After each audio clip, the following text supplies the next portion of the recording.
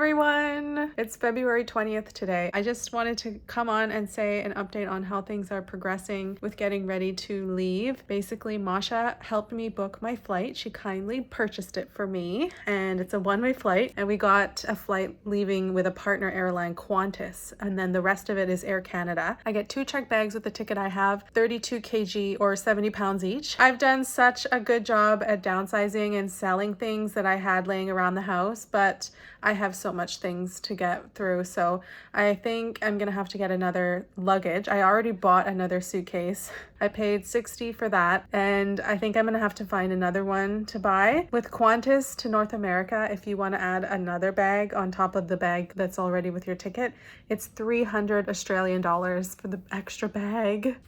That's so expensive, but I actually looked into shipping things in like a box, and that's even more expensive. Like a small to medium box costs anywhere from $250 to $450, especially if it starts weighing more than 10 kg. And I just don't think that that's worth it. So I think value-wise, it still makes sense to go with a third checked bag, including the cost of buying the bag and paying the $300. It's still cheaper than sending that amount of weight and that size back to Canada by mail or shipping or whatever. And this way it's on the flight with me, and it will arrive hopefully with me. And I used to have a lot of things in the house, like there was a shelf there and there's a bunch of other stuff that I've since gotten rid of and sold. And actually today I sold a makeup mirror that used to sit on my desk, and I sold it for $45. So yeah, I've been selling and selling and selling. I have put up with a lot of BS, like lots of people who ghost you, who don't show up. You give them the address and they just never show up. If you double down and you're serious about it, you can actually resell. You just have to have the patience and the time, which I do because I'm not working. That meant that I have sold $1,500 of things. I can't believe it. I didn't think I would break the $1,000 threshold, but I have. I've managed to sell my bed in the back there. You can see it, the bed frame and the mattress. That was $1,028, and my landlords are actually going to purchase it off of me for $285. So that's what I'm making back on my bed. You know, it's not the best profit, but I think it's okay. It's better than nothing, and I don't have to worry about moving it out of the house because my landlords are buying it. So I just literally leave it behind when I leave. And then my landlords also decided to buy my air fryer off of me. About 8 months ago, I bought an air fryer, and I absolutely love it. I still love it. That's my air fryer. I got it from Kmart for about $80, and my landlords agreed to buy it off of me for $50. So I'm reselling it onto them. I have still kept up with the reading. I have not slowed down. I go to the library a couple times a week because I'm reading books sometimes in a day. I just went to the library to pick up 2 new books because I finished 2 books in 2 days, and I returned those and picked up this one, which is like a romance fantasy. I'll try it out. And then I got another Kirsten Hanna. Of course, I'm kind of obsessed with her. This is wild. So I am still reading, and that's keeping me occupied. Emotionally, it's been up and down. You know, I think in this transition period, it's very easy to want this time to go by quickly because I'm so excited to build my new life in Canada. Oh yeah, I forgot to tell you. So the big update is I'm moving to Alberta. I'm moving to a province that I've never lived in before because Mom is moving. I told her I have $1. No, I told her that I was moving back to Ottawa. She was so excited. And then about 3 days later, after we booked my flight, she tells me that her landlord in Ottawa said, "Oh, we're selling the house that you're living in, and do you want to buy it? And if not, then you have to move out." Unfortunately, rent has increased in the last 5 years in Ottawa. So she did some research into rent around Ottawa. It just wasn't worth it for her. She was moving back to Alberta where she owns property, and she's going to take back over the property and live there. I looked at one of my old places I used to rent in Ottawa, and it's tripled in price, the rent per month. So it's kind of crazy. The cost of living in Canada is getting really, really high, just like here in New Zealand. So then I decided I'll move with you. So that's when I made the decision to move with her. So when I fly to Ottawa, we're gonna close down the house there, and we're gonna drive across Canada together on a road trip to get to Edmonton, Alberta. I have never lived in Edmonton. I've never lived in Alberta. In Canada, we are such a massive country that when you move province, it's like new government and it's new rules. You got to switch licenses, you got to switch health card coverage. Everything changes except your birth certificate and passport. So it's almost kind of like moving to a new country. So it is an adventure. I'm so excited because honestly, I wasn't that fulfilled with Ottawa. So I'm really happy to try out a new city in Canada. I don't know how long I'll be living in Edmonton, but I'll be moving there just at the start of summer. So it's going to be incredible. If you don't know anything about Alberta, that's our Rocky Mountain cowboy country. People wearing cowboy hats, cowboy boots, Banff National Park and Jasper and snow-peaked mountains and Lake Louise. That's where I'm going to be living near. I believe Edmonton is like the 4th largest city in Canada, so it is a big one. So that's my life. I'll see you guys in another update. Bye. Okay, so I'm downsizing what I'm bringing because of the move. So I took out all my Invisalign, which I was keeping in this bag. I have no reason to keep all of the old trays anymore. Oh, peep this little cute artwork I did. This is all beads done by hand. I'm gonna keep it, give it to Masha. Anyway, I took them all out and I lined them all together, and this is what 9 months of Invisalign treatment looks like. These first couple trays I wore for 2 weeks at a time, and after a certain point here, that's when we got into my revision trays. I had 21 original treatment trays, and then we did a rescan, and then I got 16 new trays, which I wear once a week. But yeah, so I'm going to now throw out all of the old trays. There's absolutely no reason why I should keep these nasty trays. They are so gross. Some of them are so stained, but I just thought it was kind of fun to show you all laid out like that. It's a bit eye-opening to see it in this type of way, and also just to look back and see, you know, we got number 1 over there. That's how my teeth used to look. Let's take a close-up here. This is where it all started. This is what my teeth used to look like. Very overcrowded. It's kind of surreal to go back and they just look so different now. There it is, tray 1.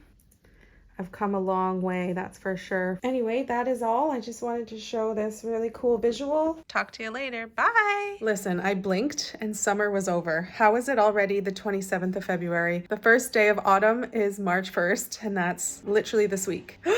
What? How did that happen? Anyway, even though it's like the date says that it's autumn, it's still quite warm. So today was a warm day for Wellington. There's hardly any wind today. So I thought, you know what? Let's take advantage of that. I'm going to go take a bus and go to Lyle Bay. I went there a month or so ago and had a little beach day, but I didn't go swimming. So I've packed a bag, take a bus to Lyle Bay soon after I have something to eat. And that's going to be my little end of summer goodbye and get ready for the weekend, which I'm so excited because I'm going to Newtown Festival. March is such an exciting time for Wellington. I say it every year. March, there's so many events going on in the city here, and a lot of them are free. I'm so happy, and I'm still selling stuff. Today, I'm waiting for a guy to come pick up a Scan Pan fry pan that was stainless steel. I had no idea that this was like a designer frying pan. I was given it as a gift, and I was like, let me just list it, see if it sells, and I got so much interest on this fry pan. It made me think that I probably listed it quite low, but since it was a gift, I get $25 that I didn't have before, and this person that's buying it gets a really good bargain of a professional fry pan for only 25 bucks. So I feel good like paying it forward or whatever. And I'm gonna head to Lyle Bay, one of my favorite beaches because it's just a lot quieter than Oriental Bay Beach, and it's also just a nice lapping ocean wave. So come along with me on a beach day today.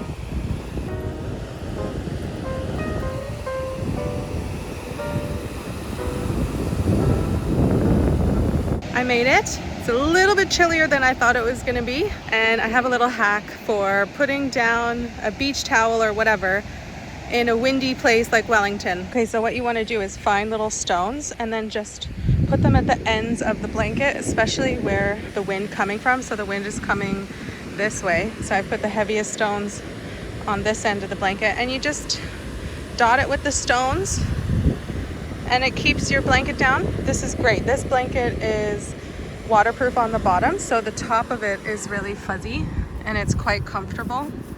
But then the bottom of it is actually a waterproof material. I got this from Warehouse and I really like it. It's really great for the beach, but also just for picnics in the park. If the grass is wet, you're not going to get wet. And so I just like laying this out. Perfect. So since I'm moving back to Canada, I had a lot of seashells and rocks from New Zealand that I kept over the years because I've lived here for 5.5 years, and I did a lot of traveling in the first year and then after that as well in the pandemic. So I collected a lot of seashells, and a lot of them are from Mount Maunganui, where the seashell collecting is amazing there, so good. But I wanted to bring them back because I'm not going to be taking them with me to Canada, and they've served their value and purpose for me as decorations and reminders of my first year in New Zealand and my first couple months where I lived in Mount Maunganui. So I'm going to return the seashells to the earth. I don't know if this is like proper protocol or whatever, but I was like, I don't know what else to do with them. So I brought them with me today. I'll show you them. Okay, so there's like a really big variety. Like these ones are from Mount Maunganui. But then I also have some from Wellington area. These Paua shells, which are really cool, but I just feel like I couldn't bring that back to Canada because there's just so much, like, this is all raw, like dead coral and stuff. So yeah, this is all of them here. I have some rocks and stuff that I thought was pretty cool at the time, but now I just don't need them anymore. So I'm just returning them back to the earth. And I loved them when I had them. For whatever reason, I was drawn to these seashells, and that's why I kept them all these years, but now I'm ready to let them go. These ones are really cool. They're like baby Paua shells. Oh, airplane's taking off. If you didn't know, that Wellington Airport is literally right there along the ocean. So the planes take off and then the ferries go past here because that's the way to the South Island. Anyway, back to the shells. These juvenile Paua shells are pretty cool. This is also from Wellington. And then we've got these interesting ones. These ones are like perfect seashells. This is like the seashell emoji right there. Same with this one. I always liked these types. So anyway, I'm gonna put all of these back to the ocean somewhere, somehow.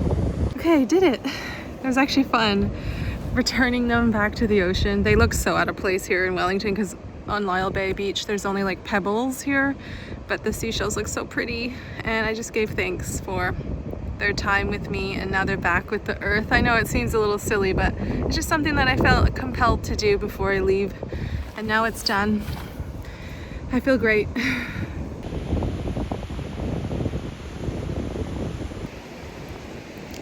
Gotta be sun safe in your sun hat. You want to know something that's like kind of full circle is I just got hit in the face with a bug. Anyway, I let the seashells go and I put them kind of like in a row along the beach, and I just saw a couple people walk by and pick them up and keep them for themselves. So I find that so funny that I've released it back and then someone else comes along and picks it back up, and now they get it and it's part of their journey. I just love that. Anyway, I've read my book, I talked to mom on the phone. I determined it's way too, there's another plane taking off, it's way too cold for me to swim. I couldn't do it. I got about waist height in the water and that was it. Couldn't swim.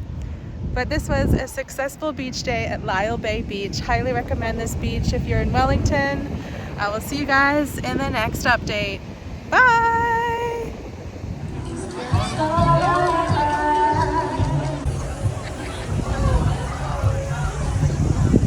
Ever since I discovered Wellington had these big free street festivals, I've always made an effort to go out and support each year. And this year I went on my own to wander around as I felt like. I quite like going to these events solo because then I can scope out the festival at my own pace. I don't have to compromise on where I want to spend my time, where I want to eat, what soundstage I want to listen to, and for how long. But if you did want to go for more of a party experience, you definitely would be better off going with a group of friends. Also, I can't stress enough how awesome it is that this event is free, and Newtown Fest 2025 was a massive turnout. I think it was estimated around 80,000 people attended this one-day festival, and even though there were huge crowds, the flow was so well maintained. I never ever felt like I was overwhelmed by the amount of people there. So it's just a really awesome time. If you do ever find yourself visiting Wellington in the first weekend of March, definitely check out Newtown Festival.